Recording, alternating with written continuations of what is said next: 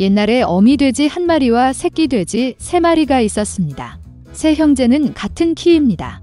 일주, 분홍, 똑같은 재미있는 꼬리로 여름 내내 돼지들은 푸른 잔디에서 놀고 햇볕을 쬐고 웅덩이에 몸을 담그었습니다. 그러나 가을이 왔습니다. 어느 날 어머니는 겨울에 대해 생각할 때라고 말씀하셨습니다. 그녀는 그들에게 큰 집을 지으라고 요청했습니다. 동생은 겨울이 아직 멀었다고 말했다. 중형은 필요할 때 자신의 집을 지을 것이라고 말했습니다.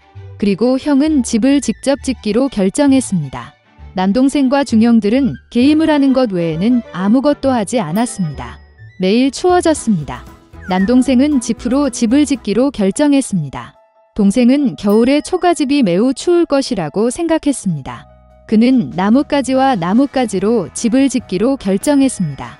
저녁이 되자 그들의 집은 준비되었습니다. 그들은 자신을 매우 자랑스러워했고 건물을 충분히 얻지 못했습니다. 이제 그들은 자유롭고 그들이 원하는 것은 무엇이든 할 수 있었습니다. 그들은 형에게 가서 그가 자신을 위해 어떤 집을 지었는지 보기로 결정했습니다. 형은 건물을 짓느라 바빴다. 그는 돌을 바르고 찰흙을 반죽하고 천천히 안정적이고 튼튼한 집을 지었습니다. 동생들은 직장에서 형을 찾았습니다. 그들은 그가 어떤 요새를 짓고 있는지에 매우 놀랐습니다. 형은 침착하게 계속 일했습니다. 남동생과 중형들은 그의 집을 농담하고 웃기 시작했습니다. 그들은 너무 즐거워서 삐걱거리는 소리가 단디 넘어 멀리 울려 퍼졌습니다. 형은 늑대가 소리를 들을 수 있기 때문에 조용히 해달라고 요청했습니다.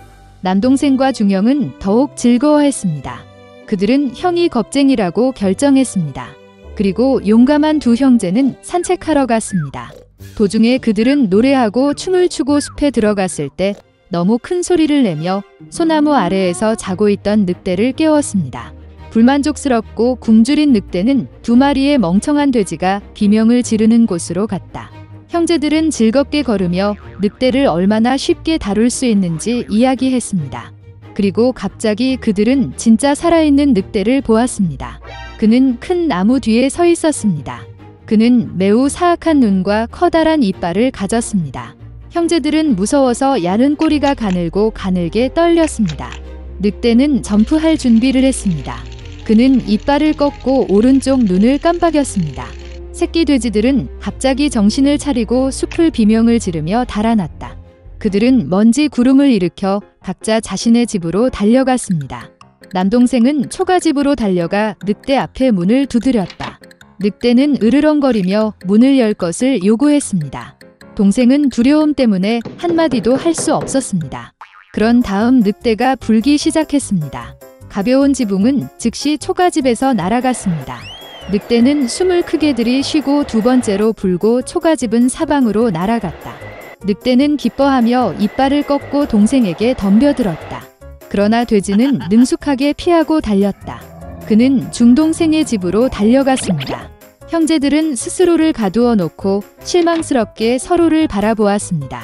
늑대는 화를 내고 불기 시작했습니다. 집이 약간 비스듬하다. 늑대는 2번째, 3번째, 4번째로 불었습니다. 하지만 그 집은 여전히 서 있었습니다. 늑대는 숨을 크게 들이쉬고 5번째로 불었다. 집이 흔들리고 무너졌습니다.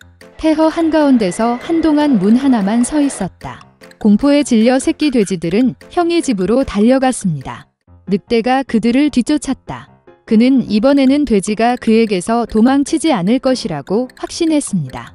새끼 돼지는 큰 사과 나무를 치지도 않고 빠르게 지나갔다. 그리고 늑대는 사과로 그를 덮은 사과 나무를 돌릴 시간이 없었습니다. 딱딱한 사과 하나가 그의 눈 사이를 쳤다. 늑대의 이마에 큰 충돌이 일어났습니다. 이때 남동생과 중남동생은 형의 집에 뛰어들어 문을 조였다. 늑대는 문으로 달려가 으르렁거리며 문을 열 것을 요구했습니다. 동생들은 무서워서 아무 말도 할 수 없었습니다. 그리고 형은 그와 그의 형들이 단단한 석조집에서 두려워할 것이 없다는 것을 알고 있었습니다. 그러자 늑대는 더 많은 공기를 빨아들여 최대한 빨리 날렸습니다. 그러나 아무리 불려도 돌 하나도 움직이지 않았습니다. 그리고 나서 그는 고개를 들어 지붕에 크고 넓은 굴뚝을 발견했습니다. 그는 조심스럽게 지붕 위로 올라가 파이프를 내리기 시작했습니다. 돼지들은 졸졸 소리를 들었다. 형은 즉시 무슨 일인지 짐작했습니다. 그는 재빨리 물이 끓는 가마솥으로 달려가 뚜껑을 찢었습니다. 늑대는 파이프를 따라 내려가 가마솥으로 곧장 떨어졌습니다. 그의 눈은 이마까지 넓어졌다. 불에 타버린 늑대는 거친 포효와 함께 날아가 숲으로 달려갔다. 그리고 3마리의 작은 돼지는 그를 돌보았고 사악한 강도에게 교훈을 아주 교묘하게 가르친 것에 기뻐했습니다. 그때부터 형제와 어머니는 한 지붕 아래에서 함께 살기 시작했습니다. 옛날 옛적에 좋은 어린 소녀가 있었습니다. 그녀는 그녀만을 본 모든 사람들에게 다정했습니다. 그러나 그녀는 사랑하는 손녀에게 무엇을 줄지조차 몰랐던 할머니에게 가장 사랑스럽고 소중한 사람이었습니다.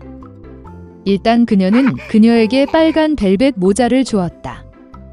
그리고 이 모자는 그녀에게 매우 적합하고 다른 것을 쓰고 싶지 않았기 때문에 빨간 망토라고 부르기 시작했습니다. 그녀의 어머니가 할머니에게 케이크 한 조각과 와인 한 병을 가져다 달라고 요청했을 때 그들은 그녀가 아프고 약하다고 말합니다. 그것은 그녀에게 좋을 것입니다. 그녀는 어머니에게 길에서 도망치지 말라고 명령했습니다. 그렇지 않으면 그녀는 떨어져서 병을 부수고 할머니는 아무것도 얻지 못할 것입니다. 그리고 그녀가 할머니에게 올 때 그녀는 그녀에게 인사하는 것을 잊지 않습니다. 빨간 망토는 순종하고 선물을 들고 출발했습니다. 그리고 할머니는 마을에서 걸어서 30분 거리에 이미 숲 뒤에 살았습니다. 그리고 빨간 망토가 숲에 들어가 자마자 늑대를 만났습니다. 그러나 소녀는 그것이 어떤 종류의 사나운 짐승인지 알지 못했고 그를 두려워하지 않았습니다. 그녀는 정중하게 인사했습니다. 늑대는 또한 매우 예의 바르게 행동했기 때문에 빨간 망토는 늑대에게 사랑하는 할머니에게 선물을 가져오고 있다고 말했습니다.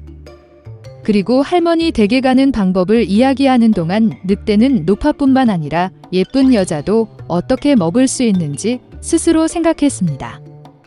그리고 늑대는 빨간 망토에게 아름다운 꽃이 가득한 거대한 초원을 보여줄 생각을 했습니다. 빨간 망토는 많은 멋진 꽃을 보며 할머니에게 신선한 꽃을 가져다 주는 것이 좋을 것이라고 생각했습니다. 네, 길에서 멀리 도망쳐 꽃을 모으기 시작했습니다. 그녀가 꽃 한 송이를 조금 골라서 다른 꽃이 손짓하는 대로 놨고 그 후에 달릴 것입니다. 그래서 그것은 숲의 깊숙한 곳으로 더 멀리 갔다. 그리고 늑대는 곧장 할머니 집으로 달려가 문을 두드렸습니다. 할머니는 거기 누구냐고 물었다. 그리고 늑대는 파이와 와인을 가져다 준 사람이 빨간 망토라고 야는 목소리로 대답했다. 노파는 믿고 걸쇠를 누르고 들어가라고 명령했습니다. 늑대가 걸쇠를 누르고 문이 열리고 할머니의 오두막으로 달려갔습니다. 나는 할머니의 침대로 달려가 즉시 삼켰다. 그런 다음 그는 할머니의 드레스와 모자를 머리에 쓰고 잠자리에 들고 기다렸습니다. 그러는 동안 빨간 망토는 달려가 꽃을 쫓아다녔고 꽃을 챙길 수 있는 만큼 꽃을 모았을 때 다시 할머니에 대해 생각하고 집으로 갔다. 그녀는 문이 활짝 열려 있다는 사실에 매우 놀랐고 그녀가 방에 들어갔을 때 할머니에게 외쳤다. 대답이 없었다. 손녀가 침대로 올라와서 보았습니다.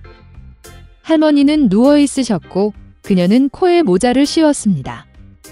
빨간 망토는 할머니가 왜 그렇게 큰 귀를 가졌는지 당황하게 물었다. 그리고 늑대는 할머니의 목소리로 대답했습니다. 그러자 빨간 망토는 할머니가 왜 그렇게 큰 눈을 가졌는지 물었습니다. 당신을 더 잘 보기 위해 늑대가 대답했습니다. 그리고 팔이 너무 커서 잡기 쉽습니다.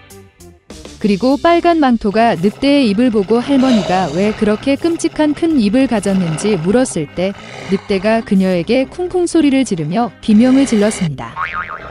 그리고 그가 담요 아래에서 튀어나와 가난한 소녀를 삼킨 방법.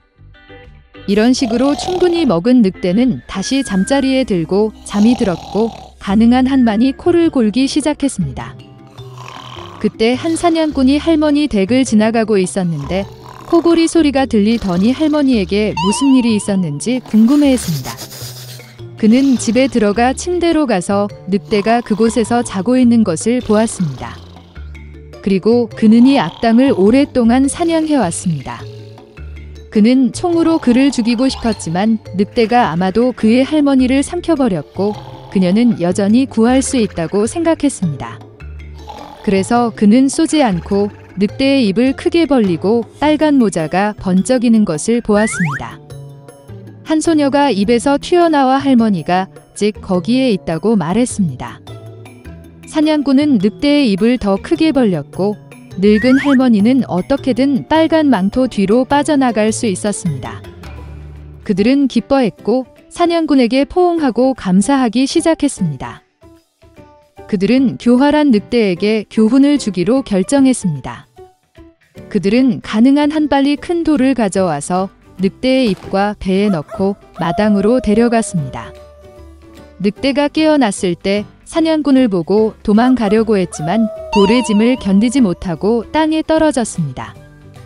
이것은 세 사람 모두를 기쁘게 했고 늑대는 일어나서 그 무거운 배를 어두운 숲으로 간신히 끌어들였습니다. 그들은 그를 다시는 보지 못했습니다. 이것이 그들이 교활한 늑대에게 교훈을 준 방법이며 빨간 망토는 다시는 어머니의 명령에 불복종하지 않기로 결정했습니다.